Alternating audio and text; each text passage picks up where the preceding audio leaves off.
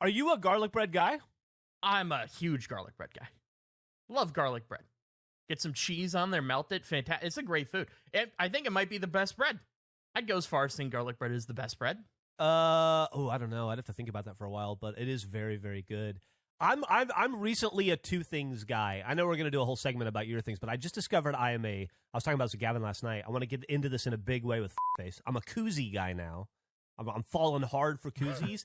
And oh my God, are you guys aware of pastrami? I was like, an idea? Phenomenal. Yes. I am a fucking pastrami guy through and through, I have discovered over the course of the last 3 weeks. I cannot get enough pastrami in me. It is so good. Okay. I'd never eaten pastrami before. How do you never... Pastrami? Yeah, it's not a big thing in the South in America. Oh. You mentioned, I want to say, last episode, maybe it was 2 episodes ago, that you were really into two things, that you're very excited about these things. And one of them was Koozies. Yeah, Koozies and pastrami. I'm a pastrami dude. I'm going to get pastrami this weekend. I'm going to wake up early Saturday morning and get pastrami before F1. I'm so fucking... Dude, I was talking about it last night with my mom. My mom was in town and my aunt. And I went fucking... Dude, I spent an hour talking to him about pastrami. Yeah, I get you beef. Really like pastrami. Mostly pastrami, though, dude. I think that's wonderful. He's like, Mom, pastrami. Yeah. I was like, how did I get to be 46 and you never gave me pastrami? What are you doing?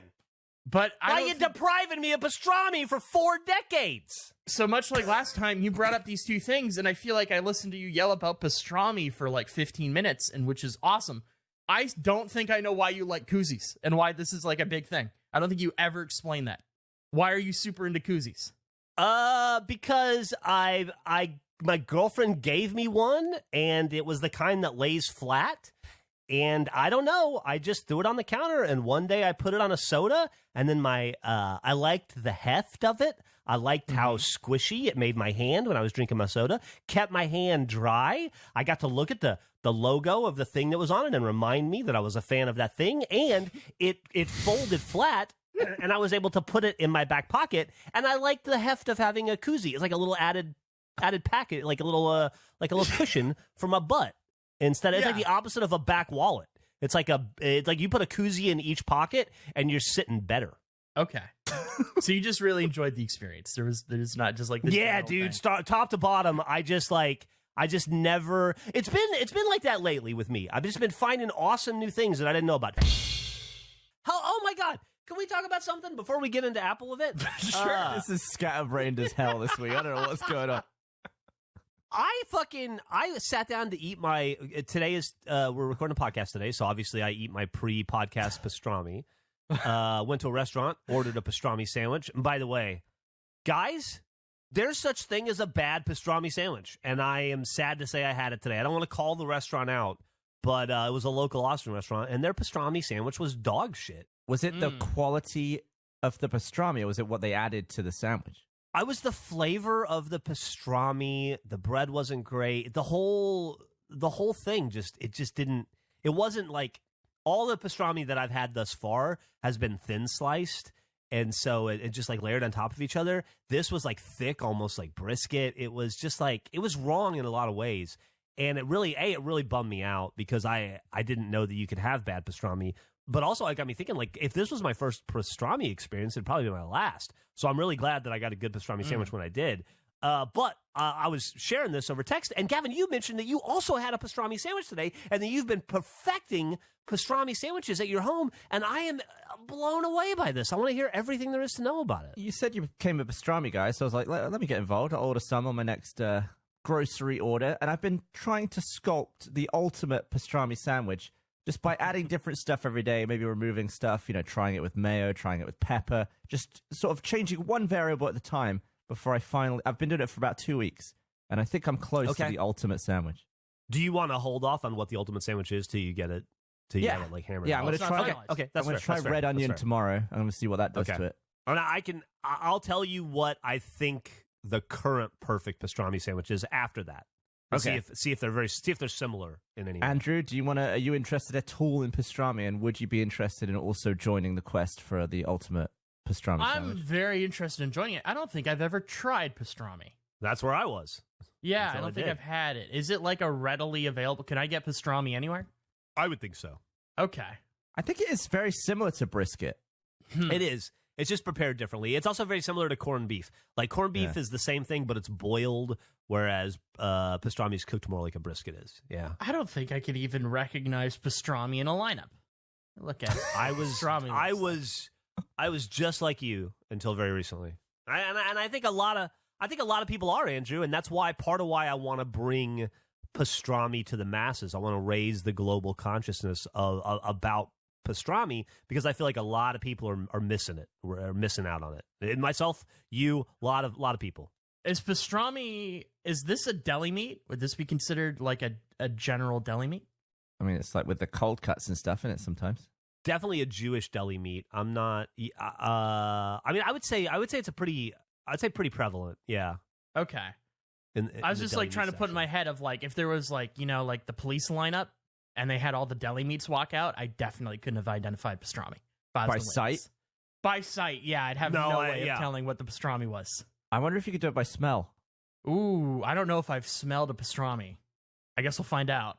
That brings up a question I actually I came up with the other day. Well, actually today when I was buying all the chocolates. Do you think if we did a blind taste test and I put a bar of like a little nugget of 70, 75, 80, 85, 90, and 100, you could get close to correctly identifying them and putting them in the right order? You're not talking about pastrami anymore. I'm talking about chocolate. Okay.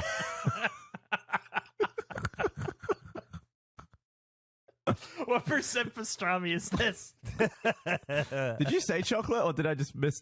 No, he said chocolate. He definitely did. Yeah. You missed it. I must have missed the word chocolate, and it all fell into place when I heard the percentages. But I was like slightly confused for a few seconds. I'm pretty sure I said chocolate. But it's text. They were replying in text. You can't read tone in text. It's a Should we hard talk thing. about what Geoff texted us the other day? What did Geoff text us the other day? Well, it started with a picture of an Apple van. Did I miss these texts? I think you probably did, buddy. What were They the were texts? texts. They were texts, so your phone was probably off. If it wasn't during the recording, you probably didn't get it. Shall I read out what you texted us? Yeah, you can read it out, and then we can get into that story if you want. Yeah, I'd love to. So Friday, 12:41 p.m. Geoff just sends a picture of a van with apples on the back, and he wrote, Oh, yes. It's so apples. Eric then said, colonoscopy went well then. Geoff said, there and a van of apples. It's a hot day. I saw so many people at a redressing, restraint, eat place. Eric said, this rules. Geoff said, Emily said, stop. I'm being really quiet. She's on the phone. Eric said, who is she talking to? Do they know about the boys of Zimmer? Geoff said, it's pastrami people.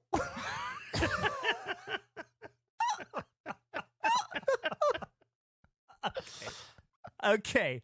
Well, I'll say this. There's an accompanying video of that moment that I was not aware. First off, I don't remember any of that. I don't remember texting that stuff. I saw the video. I don't remember being in the video. He's like a 7-year-old. This was all Pastrami people. right after my colonoscopy, and I was drugged the fuck up on propofol or whatever it's called.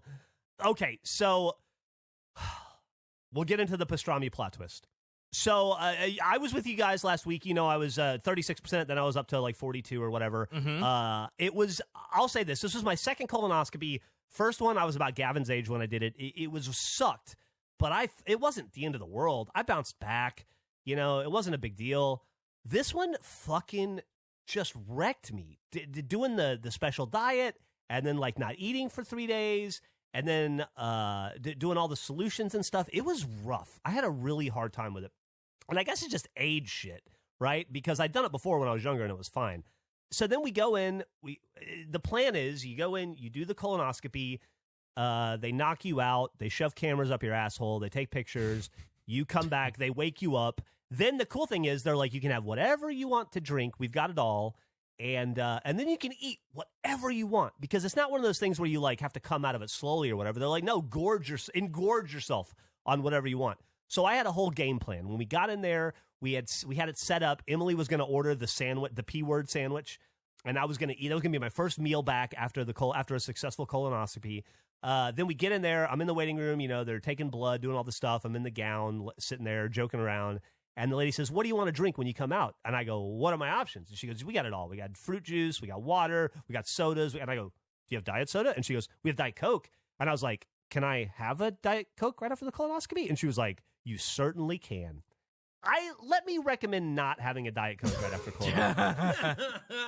I didn't realize the problem with that until later. But so I go through, have a perfectly normal colonoscopy. I assume, I don't remember any of it. I was asleep. I do remember drinking a bunch of Diet Coke immediately after.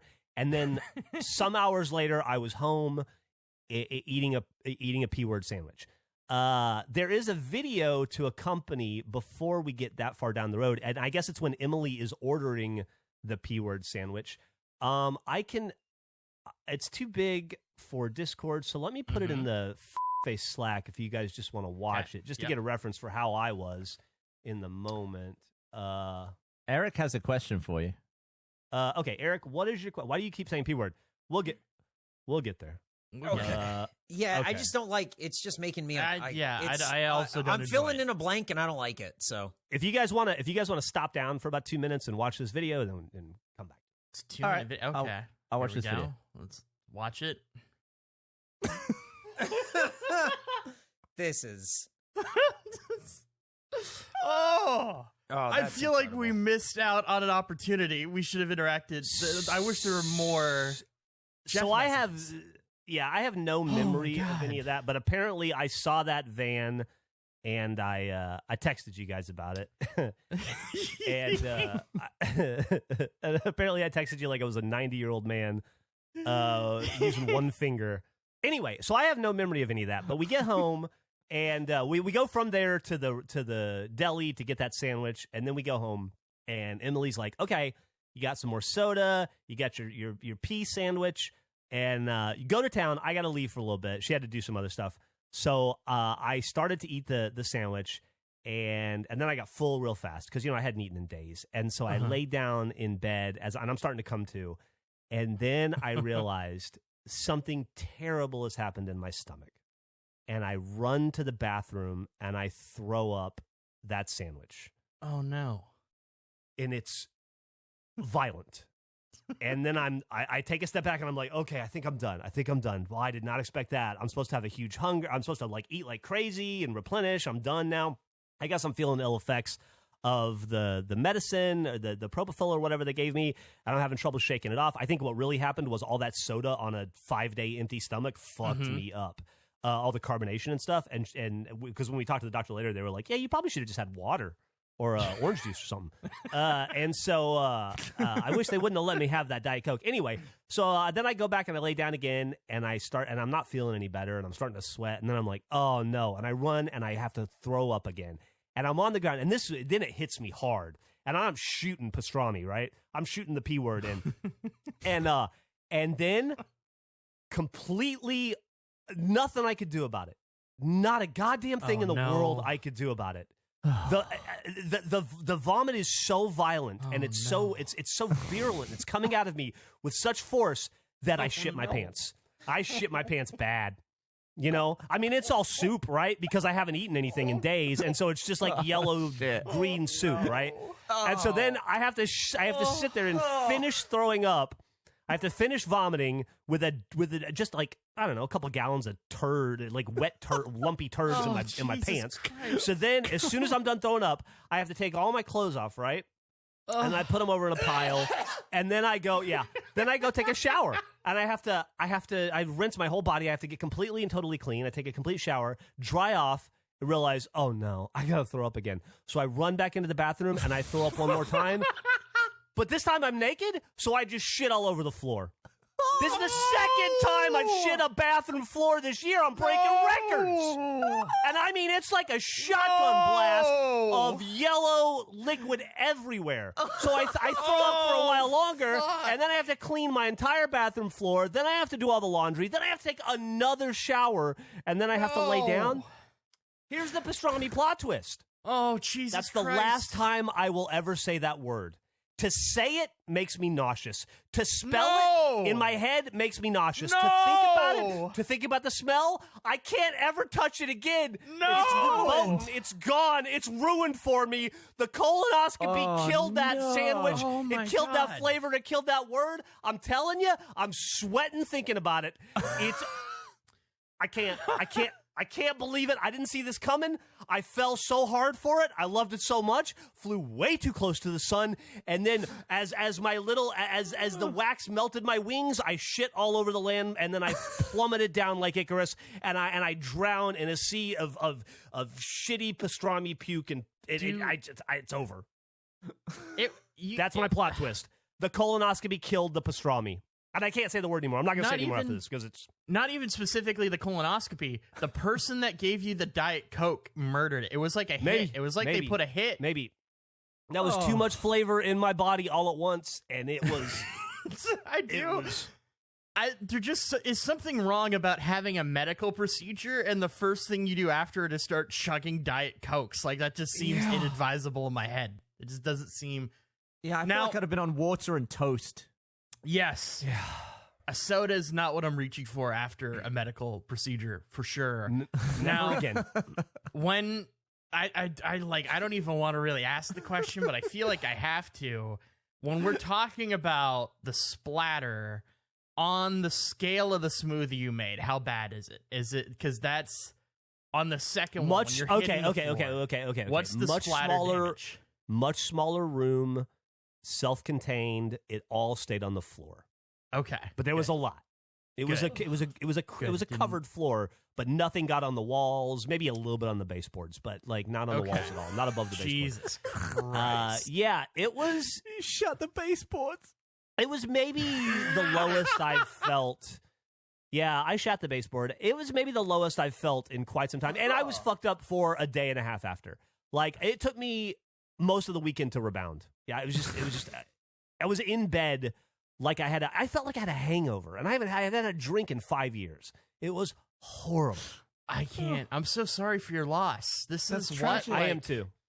What a day of the joys, the high of you seeing an Apple van to what happened a mere few hours later, I assume. Yeah. It's what a trough. It's a real tragedy, man. I can't believe I don't want it to be true. I keep thinking like I wake up the next day and I'm like, maybe today it won't. Nope, it's still the thought of it makes me if I see the word I get nauseous. I've had some drinks that I've thrown up on that I still to this day can't drink. Yeah. Like what? There was this drink in England, I'm not sure if they have it here. It was called J2O, which was like a juice but in a bottle.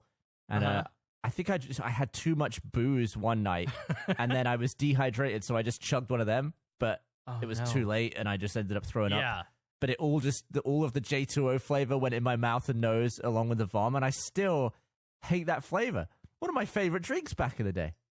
That's tragic. It's awful, and that was just a byproduct. I had that with Mountain Dew in high school. I haven't been able to drink Mountain Dew since high school because I threw up, got sick from it. That's not a good sign for your pastrami returning. I know, dude. Mountain I know. Dew is still out. Me. I know. Mountain Dew's been out for about 28 years, yeah. This is like a weirdly regional Chinese food, but chicken balls were my go-to. Growing up, loved them. Great Chinese food. I puked once after eating them on dinner, and there was a chunk of chicken on like the on top of the toilet on like the seat. There was just like a chunk left. Killed chicken balls for me for years. I still don't order them as regularly as I used to, but like never. And that one never fully recovered. This is so full circle. This is palate regression. This is exactly what we were talking about. This is the palate regression for sure. I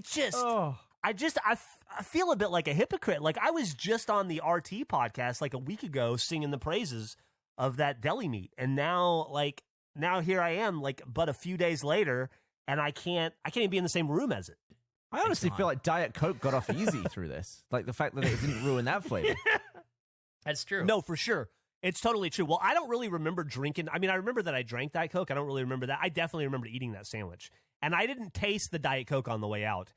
I tasted the other thing a lot. It was in my nose. Oh, no. It was, yeah.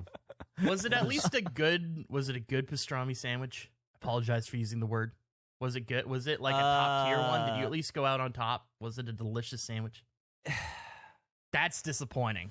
My stomach felt wrong from the get-go.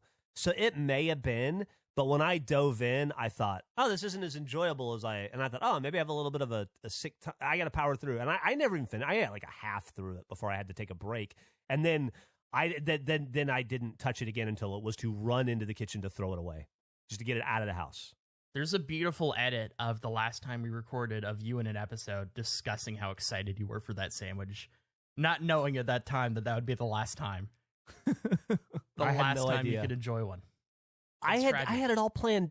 We had it all planned out. I was so excited. It was going to be the highlight of the colonoscopy. The highlight of the colonoscopy would be that there's nothing wrong with my butthole, right? And great. By the way, I'm fine. Colonoscopy is great. But then Fantastic. The second one was going to be like sitting atop healthy butthole mountain, chowing down on my favorite sandwich. And instead, I rolled down the mountain, and every time I swung around, the sandwich hit me in the head. Until I landed in a puddle of my own puke and shit. And then I just lay there until somebody drugged me out. It's terrible. It's terrible. Yeah. I feel it's a real loss. It's a real loss. Dude, nobody feels it more than I do. I was eating this thing 2 or 3 times a week. It's true. We did a video recently where we were racing. We were trying to go far on a chair that was balanced on 2 hoverboards. And like halfway through the video, I'm just stuffing my face with a pastrami sandwich that you brought into the office. Yeah, I brought you guys extra sandwich. I brought It was really nice. Yeah. Can I throw a sad food thing in as it's not even a real story. It's just a real brief moment. Absolutely.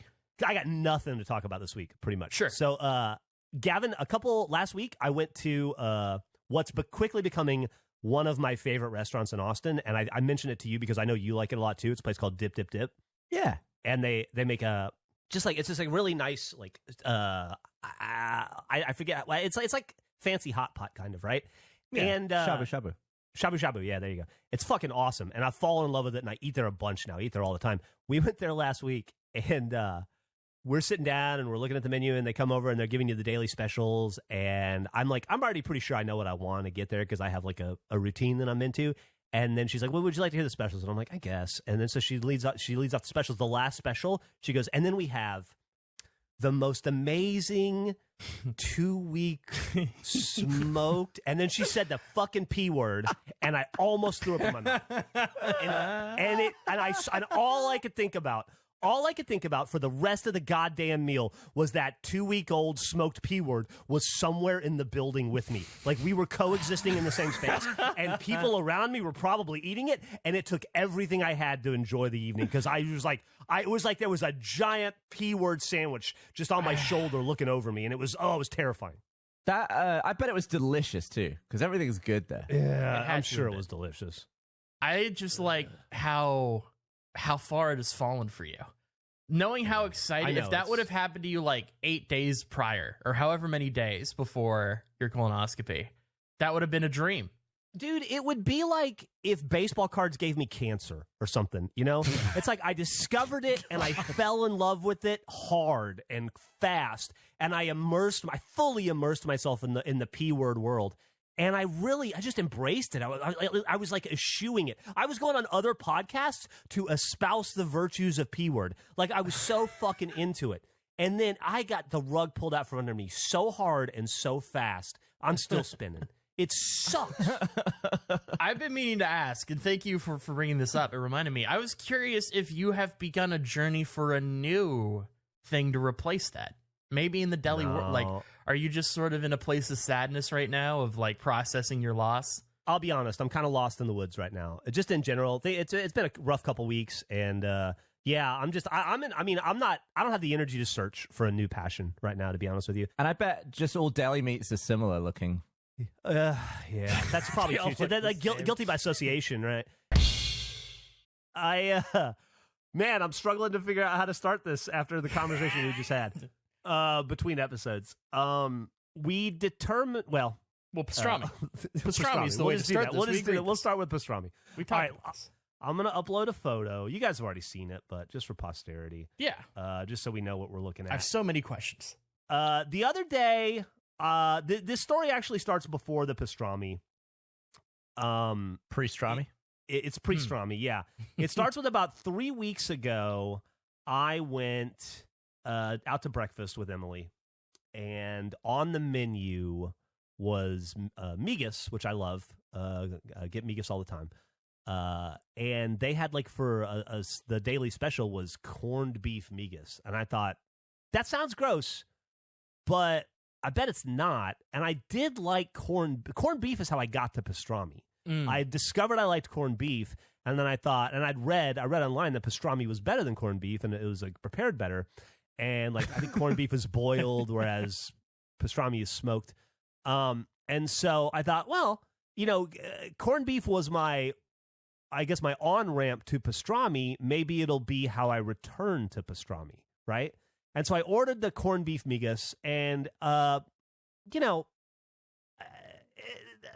is good. Corned beef is good. Together, it was a little weird, but it wasn't gross. Like, I wouldn't necessarily eat it again. I appreciate the creativity of that chef, but the big takeaway was corned beef migas not great. Corned beef was okay. I was like, this isn't bad, And so just last week, I was riding around running errands, and I was super fucking hungry. And I thought, you know what? I had the corned beef and it was okay. What if I just rip off the Band-Aid? I happen to be in the part of town where my favorite deli, my favorite pastrami sandwich in Austin is. It's a place called Biederman's over on Far West. And I thought, what if I just dip in? I got some time to kill, and I'll just order my pastrami sandwich, and we'll just fucking see what happens. Like, corned beef didn't gross me out. I can say the word pastrami again without getting nauseous. I've clearly made progress. Let's see where we are. And so I went in and I ordered my favorite pastrami sandwich in town, the best pastrami I've ever had in my life. And I sat down and I started to eat it, and I immediately was hit with a little wave of nausea. Oh my god! From the smell. But I got past it, and I just ate pastrami, and the love affair is over. It wasn't good. Yeah. Wow. You can't go home again. I was telling Emily, and she described it as, you were never in love with pastrami. It was only ever lust. And I think that's... and it burned you. Yeah, and I think I was burned by lust, and I think that, I don't know what else to say. I didn't even finish the sandwich. It didn't make me want to throw up. It didn't gross me out. It didn't make me gag. It just wasn't... And you don't think this was just a bad pastrami sandwich? I don't think so. I think it was... I mean, look at it. It looks gorgeous. It was just... and it's identical to any pastrami. The pickle was phenomenal. What's the schmear on it? That's just honey. It's just mustard. Oh, okay. That sandwich is just bread, like rye bread or whatever bread that is. Not rye bread, but whatever bread that is. And then hot pastrami and hot mustard. That's all that sandwich is. Looking at that picture, only ingredients. It looks pretty good, but I know I would be done with it after one half. I mean, it seems like a lot. I normally previously had been able to destroy that sandwich and not leave one crumb on the table. I didn't make it through half. I probably made 33% of the way through the sandwich, and then I just threw it away. I'm a little bummed. Yeah, I'm a little bummed. Because at least before you didn't know. Yeah, before I didn't know, and I just kind of had a memory of loving it, and now that memory is a bit obscured by the reality that I no longer connect with pastrami on any sort of, guttural flavor-based level. It's kind of like going home and visiting your hometown after going to college, I assume, and seeing it for what it is, after time has passed, and you're like, it's a lot smaller than I remembered. It's not quite as, the buildings don't shine quite as bright, and that was definitely the case for pastrami. It doesn't make me sick. It doesn't gross me out, but I don't think I like it. This is a perfect bookend, I feel, to your pastrami arc on this show. I like that we have fully captured you falling in lust, I guess, with the pastrami sandwich. Your breakup with it, your devastating end, and then your ability to return and realize that you are not the same person that you previously were. I You've mean, moved on. clearly pastrami hasn't changed. I have, right? Yes. I can't blame pastrami. Oh, absolutely. Yeah. But I can't lie to myself. You know, I have to acknowledge that I'm different.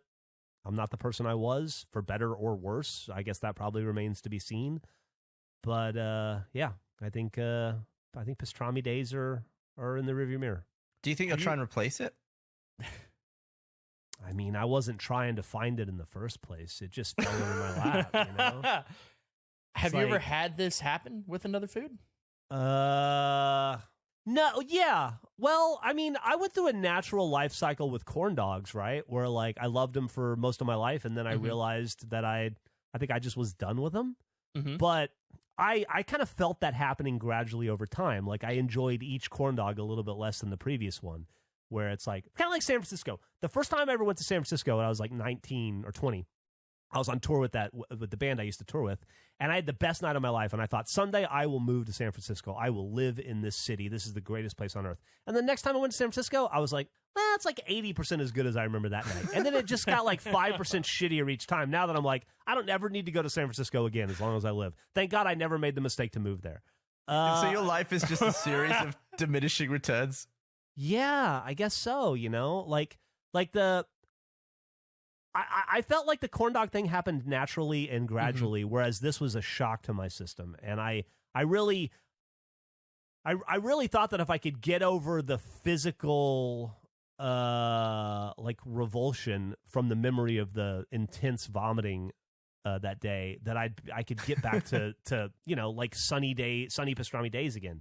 And it was a pretty, God, it was pretty depressing, if I'm being honest with you. It was a sad car ride home that day. Well, it's a different experience, you know. Unlike the San Francisco thing, you could probably say the city changed as well as you. This is a situation in which you have changed. The sandwich is the same. It's just it's not for you anymore. Andrew, do you worry about that happening with us? What? Like, What? like you've come here before, you've met us before. Do you worry that if when you come again, is that why you're putting it off? Because when you come here No. again, it won't be as good. No. It's no different. I don't understand the question. I've never. What if you've changed or we've changed? We've talked every week and throughout the week for the past like 2.5 years, 3 years, however long we've done this. It's too constant. There's been no break period. Well, there's been a break of interacting in real life. Yeah, but I mean, that's not all that socially different. It's the same. We're the same people. I don't think it would change anything. I will say you stopped talking to me for like 2 years for no reason, That was prior. and we were able to pick right back up. So Yeah. Although I wonder if maybe, Gavin, are you worried that that'll happen on your end with Andrew? Like you'll see him, we'll see, like in November we'll go to Canada, or he'll come here and you'll go like, oh, Oh no. I remembered liking him more. No, I'm not worried about that. I'm not worried about that either. I'm worried about it being weird. What do you mean? And what I'm not would worried it be about weird? that. I'm worried about it being weird when we try and make one of these in person. Oh, in person? Oh, well, I don't know that we should ever make a face in person. I think we should make ancillary content, shoulder content, but maybe not the main. We should never Main make show. our podcast in person. No, I don't know that we should.